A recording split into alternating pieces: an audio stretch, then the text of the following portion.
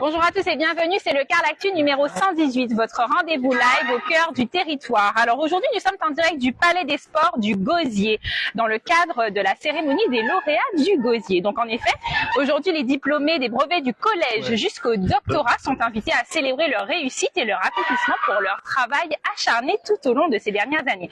Donc pour en savoir plus, nous allons tout de suite recevoir le maire du Gosier, Cédric Cornet. Suivez-moi. Est-ce qu'ils vont nous faire attendre toute la cérémonie? Excusez-nous, pardon, excusez-nous. Pardon, excusez-nous. Excusez-nous. Excusez-nous, pardon. Allez-y. C'est pas grave. Montez. Monsieur le maire, bonjour. Bonjour à tous ceux qui nous regardent sur Internet. Nous sommes avec Mégane Bourguignon, vice-présidente de la commission éducation de la ville du Gosier, et donc avec d'autres élus qui nous accompagnent pour ce jour important aujourd'hui. Bonjour à tous les deux. Alors c'est vrai que nous sommes en direct du Palais des Sports du Gosier dans le cadre de la cérémonie des lauréats de la ville du Gosier. Alors avant tout, monsieur le maire, quelle est l'importance pour vous de l'éducation au quotidien? Mais c'est la base pour faire les hommes et les femmes du Gosier de demain, les Gosieriens et les Gosieriennes.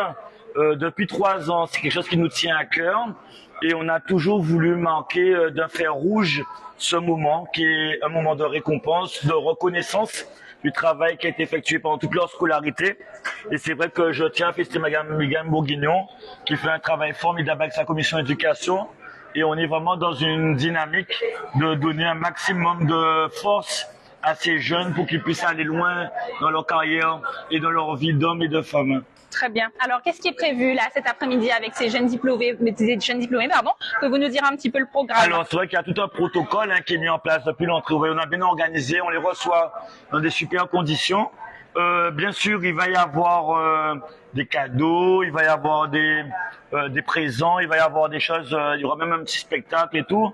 Il y aura plein de surprises, mais le but, c'est vraiment de faire quelque chose de festif, de la récompense, de la reconnaissance et de leur dire que la commune du Gosier est avec eux, on est derrière eux, quel que soit le domaine dans lequel ils performent, nous sommes derrière les Gosieriens, les Gosieriennes, parce que la ville du Gosier, c'est la ville phare. Très bien.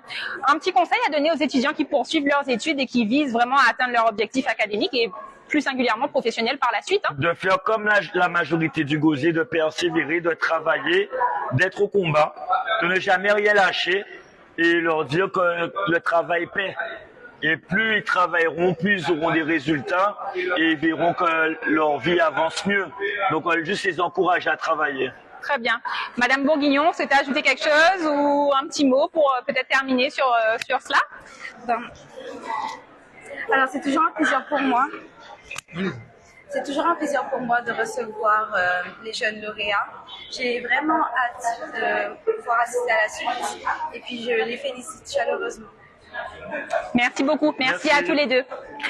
Et nous allons poursuivre en attendant peut-être d'avoir un lauréat pour cette interview, mais nous allons tout de suite revenir vers eux. Donc en attendant, nous allons poursuivre avec la une du jour que vous pouvez apercevoir juste ici.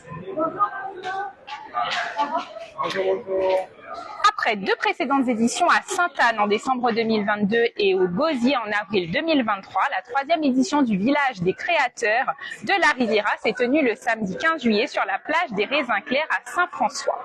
Donc des acteurs de l'artisanat d'art, de l'agrotransformation, de la couture et bien d'autres ont pu exposer leur savoir-faire aux visiteurs. Donc une opération organisée par la Riviera du Levant en partenariat avec la ville de Saint-François, la DI et la Riviera des îles de Guadeloupe qui a eu un franc succès.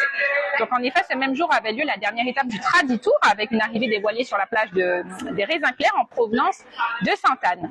Donc la délégation officielle menée par Bernard Pancrel, premier vice-président de la CARL, également maire de Saint-François, et Richard Albert, donc vice-président de la commission animation, vie associative et sport de la CARL, a effectué une tournée des stands. Donc tout au long du village, animation pour les enfants, ateliers culinaires, jeux et animations ont rythmé la journée, offrant ainsi du divertissement aux visiteurs. Alors j'ai eu Finalement, pas d'intervenants. Très bien. Donc, c'est tout pour la une du jour que vous avez pu tout de suite voir. Donc, passons maintenant à l'agenda.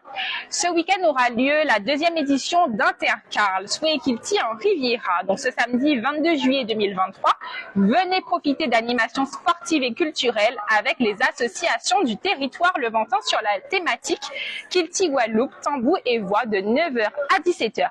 Donc, ce sera à Lansabarin au Gosier. Au programme, de nombreuses choses vous attendent, à savoir des challenges sportifs, un village associatif, des animations autour de la culture, des initiations à la pratique du cas. Et pour plus d'informations et de renseignements, n'hésitez pas à contacter donc le 0690 75 04 41. C'est tout pour le Carl Actu du jour.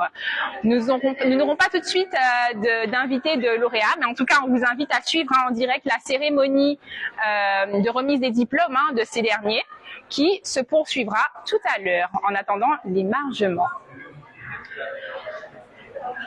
En attendant ce live, on se retrouve très vite pour un prochain Carl Actu sur un autre site de la Riviera du Levant pour votre rendez-vous live au cœur du territoire. Merci et à très bientôt.